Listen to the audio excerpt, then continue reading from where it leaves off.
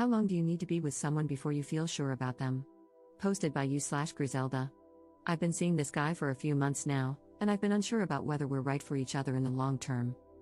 I enjoy his company, we get along well, and I'm definitely developing feelings for him. He has some amazing positive traits and has treated me well so far. He has also made concrete efforts to meet my needs every time I've expressed them, becoming more responsive and frequent in communicating with me, opening up about his past, and seeing each other more. He's warm, loving, and tries to make my life a little bit easier, which I'm not used to, but man, is it nice. Then why don't I feel sure about him? Every time I feel the need to push a little further in the relationship, I spend days pondering whether to do it, if it's worth it, and whether he'll halt me or respond poorly, which still hasn't happened. I want him to ask about me, but every time he does, rarely, though it has become a little more frequent, I stumble over my words.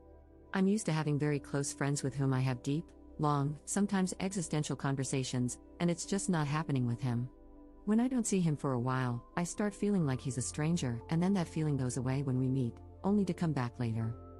I'm alone on this roller coaster. He seems absolutely fine with how things are, stable and reliable, even. But I still don't feel sure. Sure that this is right for me, sure that he's trustworthy, sure that we have common ground in how we see the world, sure that I have a good grasp of who he is at his core. I thought it was normal at this stage, but I recently talked to some friends, and they told me they were sure, or at least sure enough, pretty early on. So I come here to ask, how long does it take for you to feel that sureness about the person you're seeing? Have you ever had these kinds of feelings, and how did it turn out in the end? Commenter. My first question would be, what were your past relationships like? If they were toxic, had poor boundaries, or were emotionally immature in some way, then anything steady, healthy, respectful, and responsive is going to feel alien and uncertain. The next question is, how emotionally available are you? Answer that honestly. If you're typically used to someone else driving the relationship forward and cracking you like a nut, then when you're faced with something that waits for your cues and puts you in the driver's seat, you're going to sit there idling. Ops response. Thank you for asking this. I've been out of the dating scene for a very long time, hit rock bottom, made some very positive changes in my life, thank God for therapy, and after a while, I went into dating for something casual. That's how things started with this guy, but then they became exclusive and progressed because, well, I liked him. I had been described as avoidant by a couple of exes as come closer, but hey, not too close. That said, I walked into this completely aware of what I did wrong in the past and was willing to open up and be emotionally available. Maybe this is just me finding out that wanting to be open and actually being open are two different things?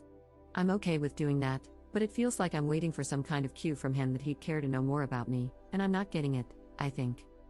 You're spot on about being used to having the other person drive the relationship forward. Funny enough, I don't respond well to that either. Update 1 month later. First of all, so many of you were spot on. Some others weren't, but every comment helped me figure out how I felt and how to proceed. I thought about breaking things off, and the idea pained me. So instead, I did something I was still not 100% comfortable with. I introduced him to a friend. And I know it might sound lame, but in my adult life, I'd never gotten to the point where I was able to get over the anxiety of other people's judgment regarding my choices in partners. This time, I wanted to push through. So first, I asked him, my friend Ray invited me to meet his new girlfriend, wanna join?